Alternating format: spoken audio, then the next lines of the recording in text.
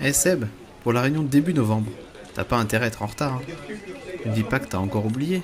On change d'heure à la fin du mois quand même. Bon allez, viens prendre une petite pause que je t'explique tout ça.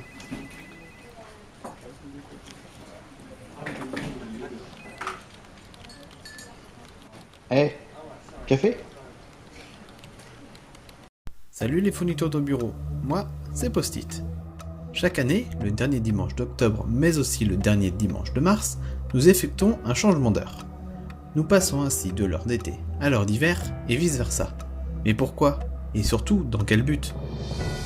C'est d'abord Benjamin Franklin qui, en 1784, souligne l'idée de décaler les heures à chaque changement de saison, dans le but d'économiser de l'énergie et de profiter au maximum du soleil.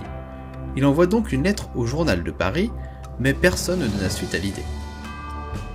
L'épargne de cette somme qui se dépense en bougies et en chandelles n'est pas le seul avantage de mon économique projet.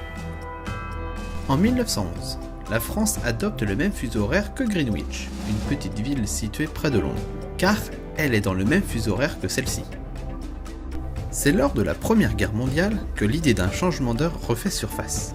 Elle sera finalement appliquée en 1916. L'objectif est d'économiser du charbon pour le redistribuer à l'effort de guerre. L'Allemagne fut le premier pays à mettre en place cette nouvelle mesure. Peu de temps après, ce fut au tour de l'Angleterre puis de la France. Pendant la Seconde Guerre mondiale, la France occupée se met à l'heure allemande, plus une heure à temps plein, tout en gardant le changement d'heure.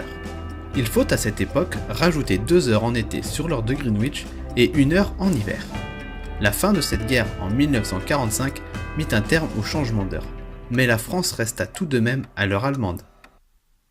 En 1976, le choc pétrolier a conduit à une explosion de la facture énergétique.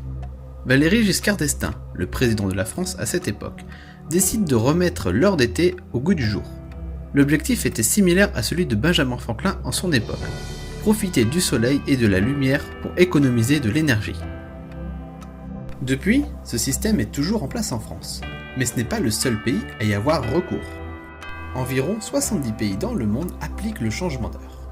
Les États-Unis, l'Australie, le Brésil et le Canada l'appliquent à des dates assez voisines.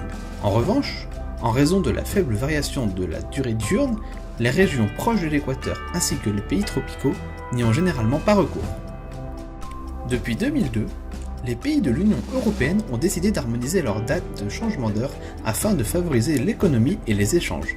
Malgré ça, certains pays ne sont plus concernés par le changement d'heure, comme par exemple la Russie, la Biélorussie, la Géorgie, l'Arménie ou encore l'Islande. Mais ce système est-il encore utile aujourd'hui?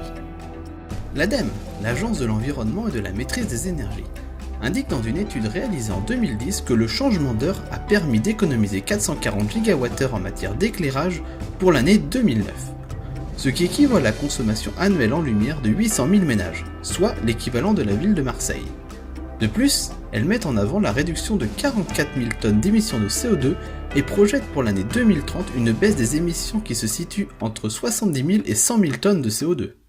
L'ADEME nous dit aussi que le changement d'heure permet un gain en puissance et une meilleure adaptation du réseau électrique lors des pics de consommation.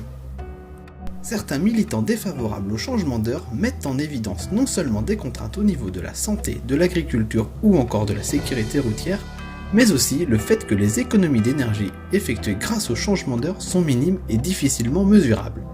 Ils expliquent aussi que l'heure gagnée le matin sera perdue le soir. Bref, tout ça pour vous dire qu'il ne faut pas oublier de reculer d'1 heure vos montres le dimanche 29 octobre 2017. Et vous, trouvez-vous que le changement d'heure est utile? Racontez-le moi dans les commentaires, vous pouvez même mettre un pouce bleu. N'hésitez pas non plus à partager la vidéo ou encore à me rejoindre sur Twitter et Facebook. Mais surtout n'oubliez pas, pendant vos prochaines petites pauses, pensez à Post-it.